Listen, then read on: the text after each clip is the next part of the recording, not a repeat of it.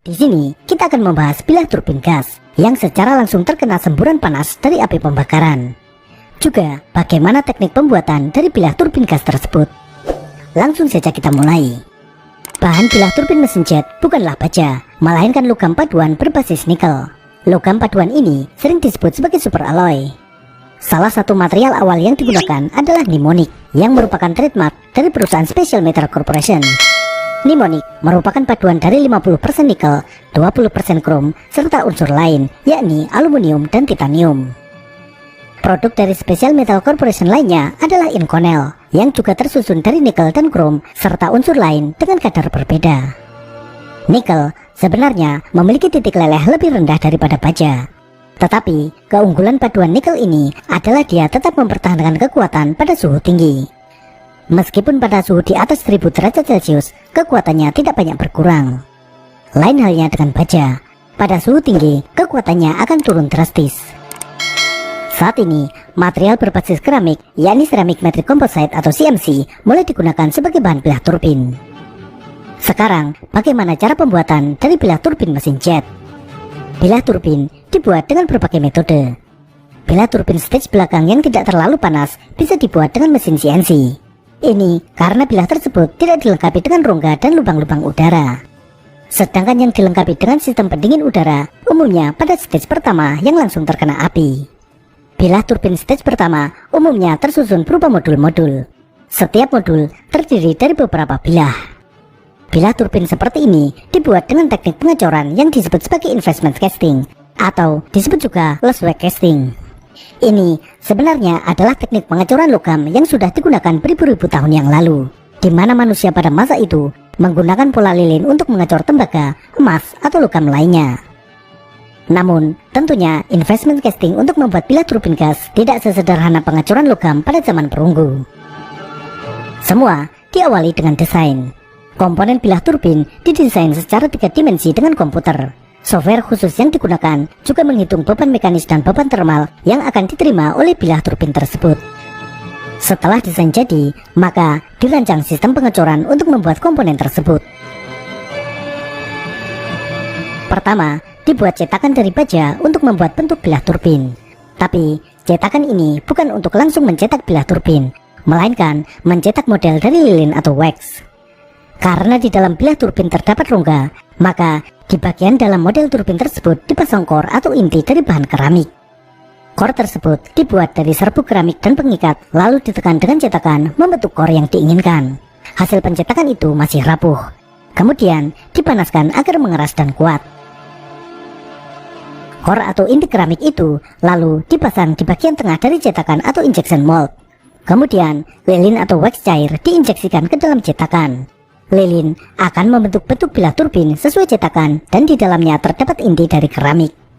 Selanjutnya, pola lilin itu diperiksa dengan radiografi dan ultrasonografi untuk memastikan core di dalamnya berada pada posisi yang tepat.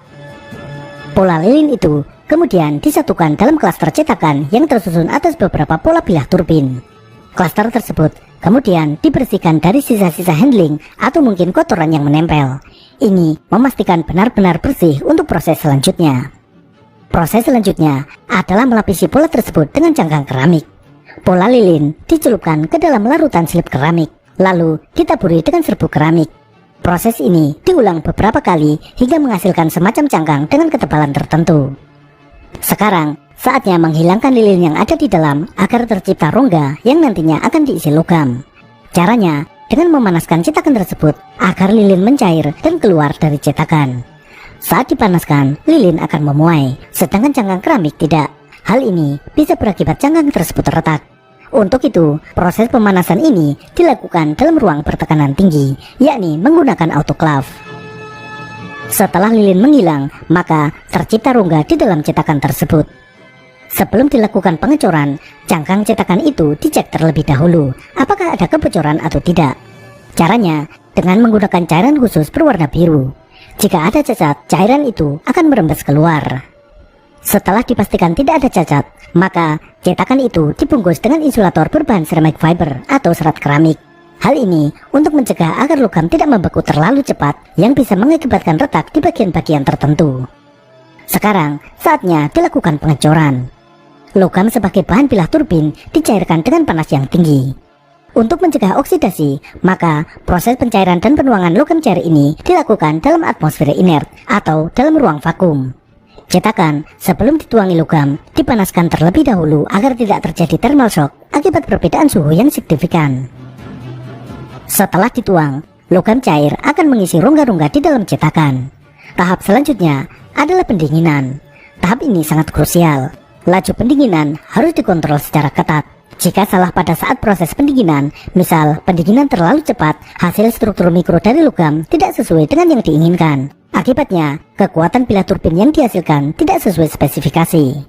Pembekuan juga diatur dengan directed solidification. Logam membeku dimulai dari area paling ujung, lalu merambat ke pangkal cetakan. Setelah membeku, maka cangkang cetakan dihancurkan dengan vibrasi.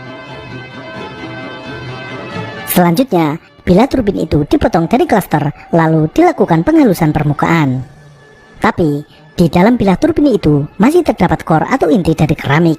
Untuk menghilangkannya, keramik itu dilarutkan dalam cairan soda khusus yang mampu melarutkan keramik. Setelah inti keramik hilang, pilah turbin dites dengan berbagai pemeriksaan untuk mencari adanya kebocoran, retak, atau cacat lainnya. Jika tidak ada, dilakukan finishing.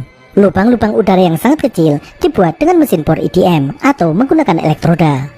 Beberapa pilah turbin juga dilengkapi dengan thermal barrier coating, yakni semacam lapisan keramik pelindung di permukaan pilah.